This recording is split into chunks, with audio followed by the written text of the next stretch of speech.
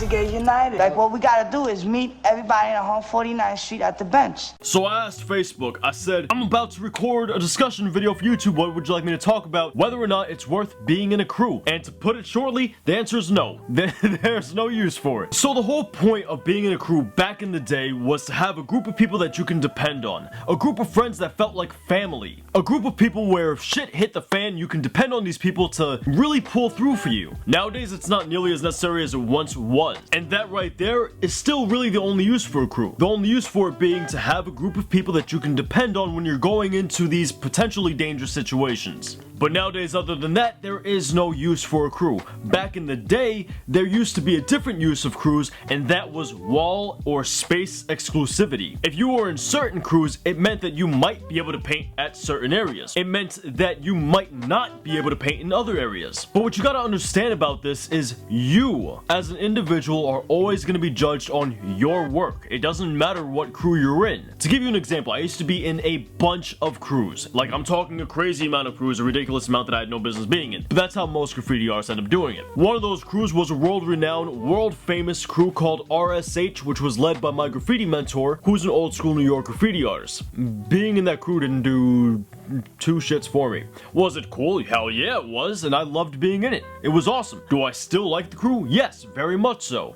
Do I put it up at all? No. Not really. Why? Because it doesn't feel like family to me. I don't paint with RSH. Also, YouTube has kind of destroyed crews for me, and that's a different video entirely. So let's say you get into one of these crews that has an exclusive wall that they are allowed to paint at, and maybe a couple of other people. So you're in this crew and you produce the wackest piece imaginable, or you're just heavily biting off somebody else's piece and they call you out on it. Regardless, the point being you're no longer allowed to paint at that wall because you're not good enough. So despite being in that crew, you were judged as an individual and kicked from the wall because you pretty much suck. So at that point, that crew really isn't doing anything positive for you. You're kind of just in that crew for the sake of being in that crew. So at that point, you're really just in this crew for the sake of saying, hey, look everybody, I have this crew under my belt, when in reality, you have no business being in there and everybody knows it. Let's go to the other extreme and say that you're an amazing graffiti artist, but you're in a very toy crew. You're not, I mean, do I need to say anything about that? That crew isn't doing anything for you. You're doing everything for that crew, and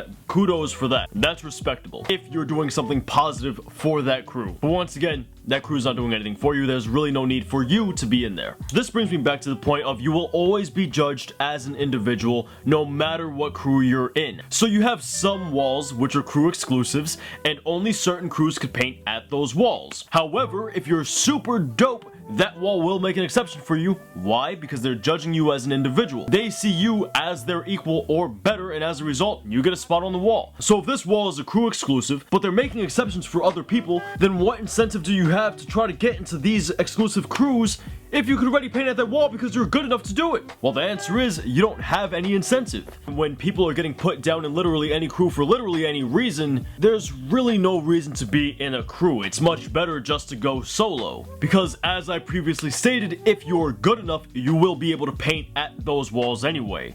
And if you're not good enough, then it doesn't matter what crew you're in, you're going to get kicked off the wall anyway. So the value of a crew is nothing more than a trophy nowadays. It's nothing more than to say, hey, look at this thing that I am a part of. But other than that, it doesn't mean anything. Unless the crew is family. Unless the crew you paint with is made up of a bunch of people you've known for years and years and years and years. And it's an extremely tight, strong circle. That is legitimately the only reason to be in a crew. The point being, it's made of people that you can actually depend on. Other than that, there is no reason to be in a crew. There is absolutely no reason to be in a crew other than having that trophy. Anyway guys, that brings us to today's video. If you enjoyed this video, be sure to destroy that like button. For those of you guys that are first time viewers, this was a little conversation about graffiti. For those of you guys who don't know, I am a graffiti artist. Thank you guys for watching. I'll see you guys next time, but until then, peace.